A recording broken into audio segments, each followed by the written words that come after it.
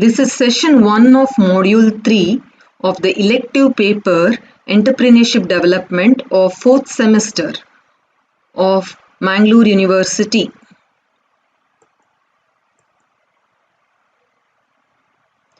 In module 3, we study about financing and accounting, and this is the first session. In this session, we shall study about the need for financing and accounting and sources of finance. Financing. In present-day economy, finance is defined as the provision of money at the time when it is required. Every enterprise, whether big, medium or small, needs finance to carry on its operations and to achieve its targets. In fact, finance is so indispensable today that it is rightly said that it is lifeblood of an enterprise. Without adequate finance, no enterprise can possibly accomplish its objectives. Adequate finance is necessary for the efficient operation of business.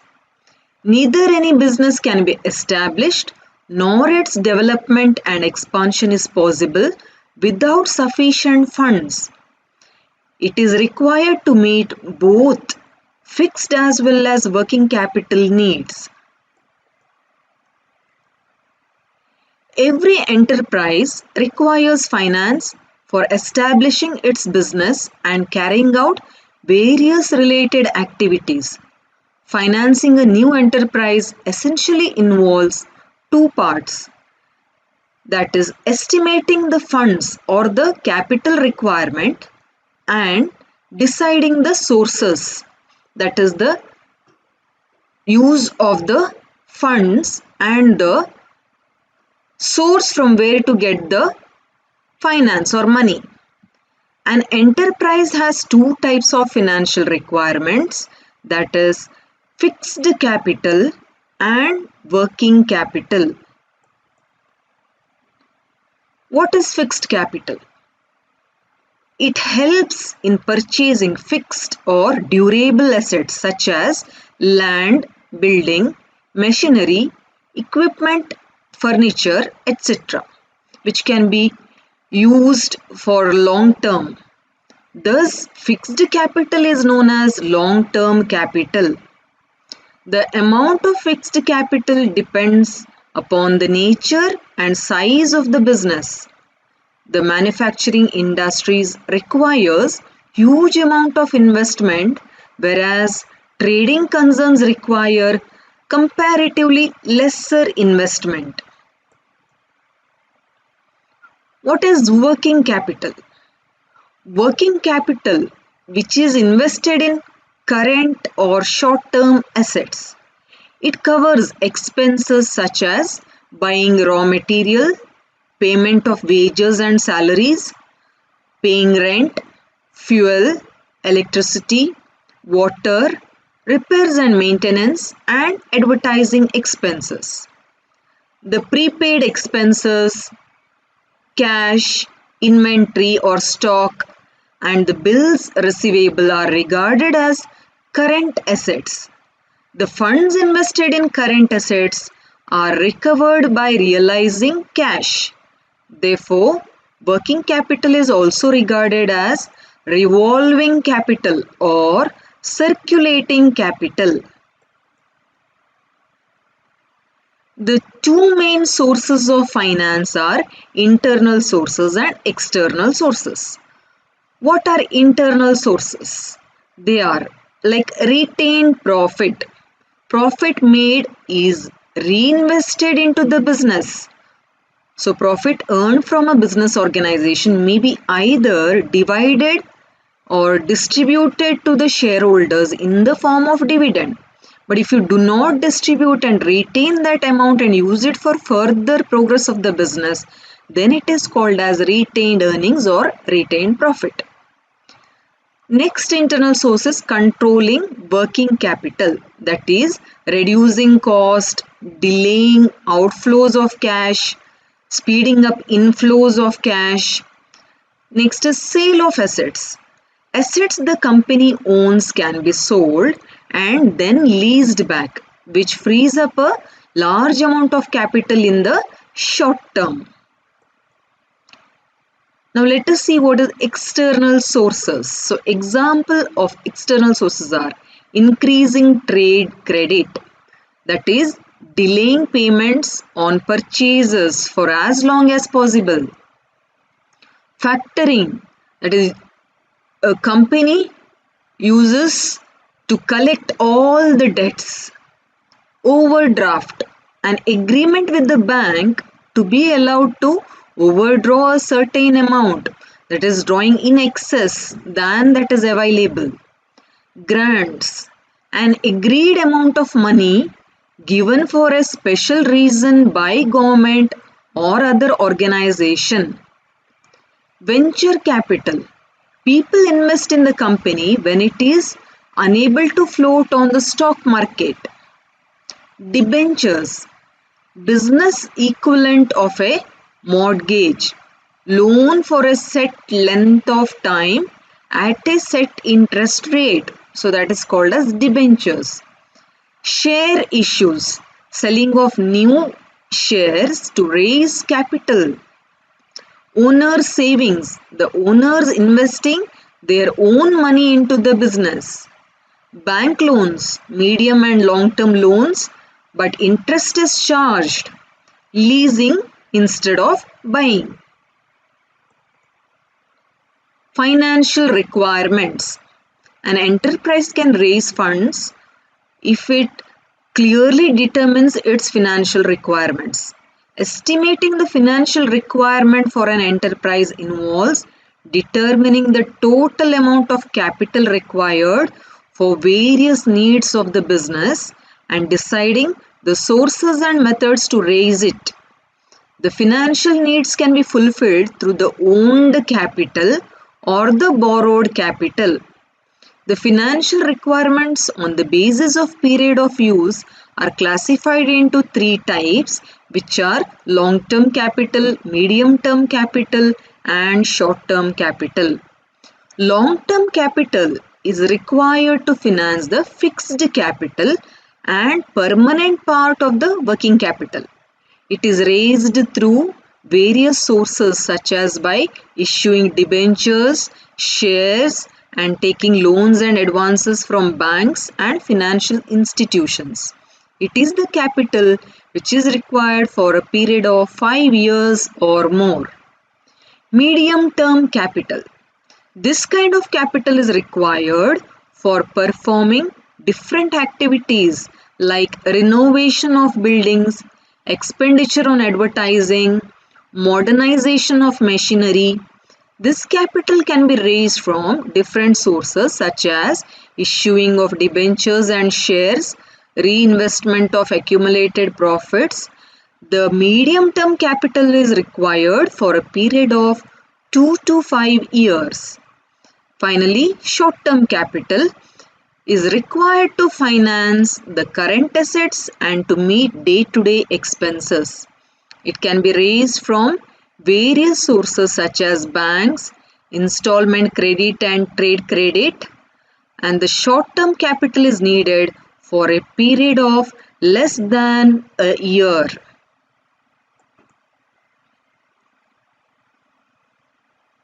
An enterprise raises funds for different purposes depending on the time period ranging from short to long duration.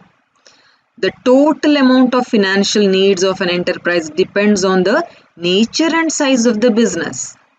The aim of raising funds depends on the objectives of the enterprise. An enterprise can opt for various sources of financing. So the sources of arranging finance for the enterprise can mainly classified into three types. So sources of long-term financing, sources of medium-term financing, and sources of short-term financing based upon the financial requirement of an enterprise. Now let us study the sources of long-term financing. An enterprise needs long-term finance for expansion, diversification, technological innovation, and research and development projects. It can be raised through different sources depending upon the amount of capital required to complete the project. So the main source of long-term financing is equity financing. Equity financing refers to a method of raising long-term funds by selling the common, that is, equity shares and preferred stock of the enterprise to the investors.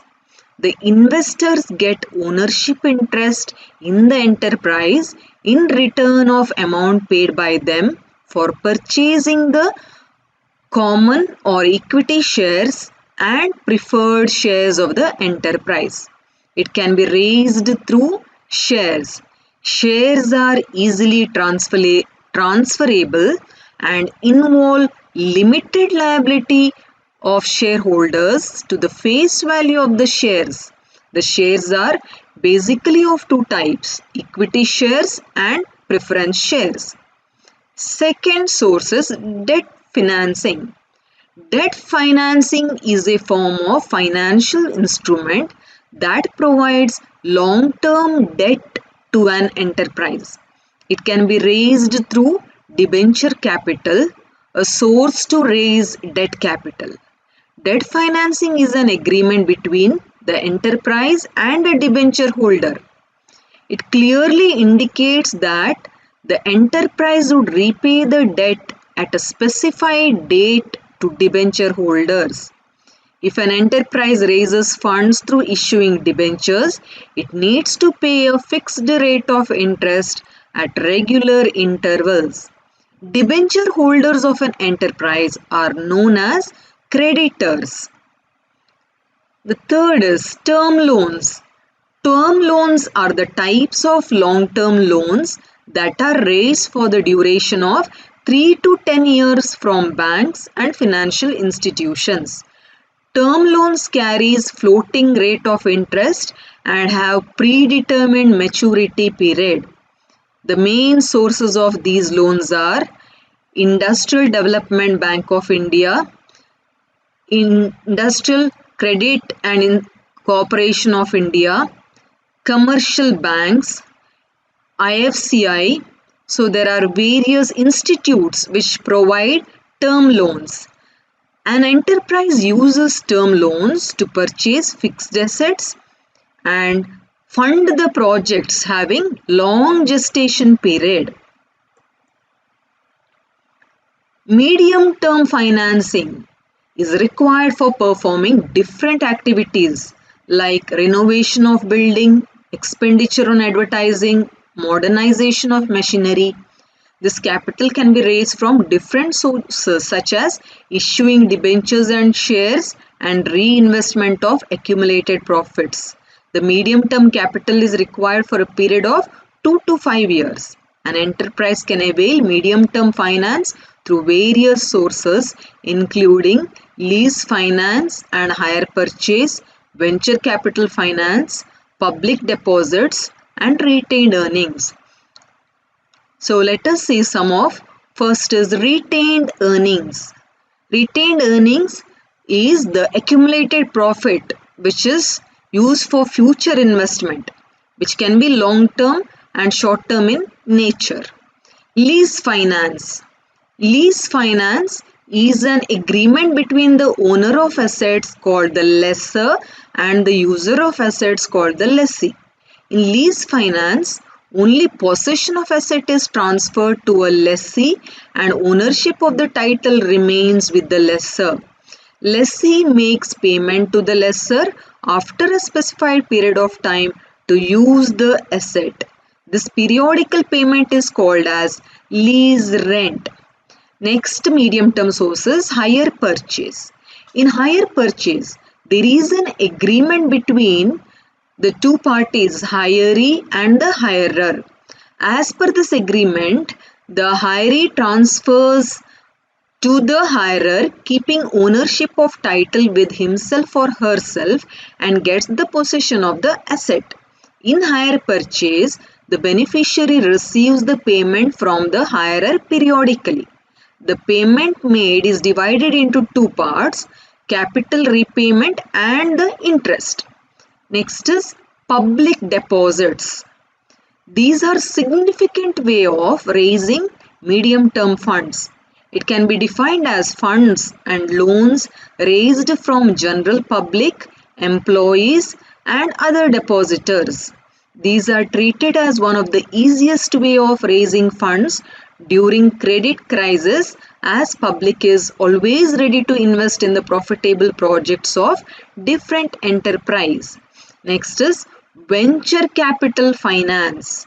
It is one of the widely used sources of medium-term finance. It is also risky capital as it requires to be paid even in case of loss. Venture capital is a form of quasi-equity and is generally required by newly established enterprises. The capitalist who invests in venture capital is not similar to banker and equity shareholder. A venture capitalist acts as a partner, manager, and advisor to the enterprise. This type of capital is required at the time of incorporation, expansion, and acquisition of a project. Now, finally, let us see the short-term financing. So, short-term financing is the credit or loan facility extended to an enterprise for a period of less than 1 year. It is a credit arrangement provided to an enterprise to bridge the gap between income and expenditure in a short period of time. It helps the enterprise to manage its current liabilities such as payment of salary and wages to laborers, procurement of raw material, procurement of stock or inventory. Availability of short-term funds is required for the liquidity of the enterprise. It facilitates the smooth functioning of the enterprise's day-to-day activities. So, some of the sources of short-term financing, let us see. First is trade credit. Trade credit is an arrangement in which the supplier allows the buyer to pay for goods and services at a later date in future. Next is installment credit. It is another source of short-term financing in which the amount that is borrowed is repaid with interest in equal installments. Cash credit is defined as an agreement between the bank and the customers to withdraw cash exceeding their account limit. Commercial papers. It is an instrument used by the enterprise with high credit rating to raise money from the market. It is an unsecured promissory note which the enterprise offers to the investors either directly or indirectly through the dealer. Bank loan. This is the amount of money granted by the bank at a specified rate of interest for a fixed period of time. So, some more short-term sources of finance are certificate of deposit. This deposit is a type of promissory note which is issued by the bank to the clients for depositing funds in the concerned bank for a fixed time period. Next is bills of exchange. It is a document in which an individual demands the receiver to give payment for services and goods received to a third party at a future date. Next, customer advances. It may be defined as a part of payment which is given in advance to the enterprise by the customer for the procurement of goods and services in the future. Factoring. Factoring comprises complementary financial services which is provided to the borrower. The borrower has the freedom to select the set of services provided by the factoring enterprises. Factoring ensures that services will be given to the clients at a faster pace and with good quality. Finally, bank overdraft. It is a temporary arrangement between the bank that allows the organization to overdraw from its current deposit account with the concerned bank to a specified limit. This facility is granted against securities such as promissory notes, goods in stock, or marketable securities. So these are the sources of finance that we have studied, which are long term, medium term, and short term. Thank you.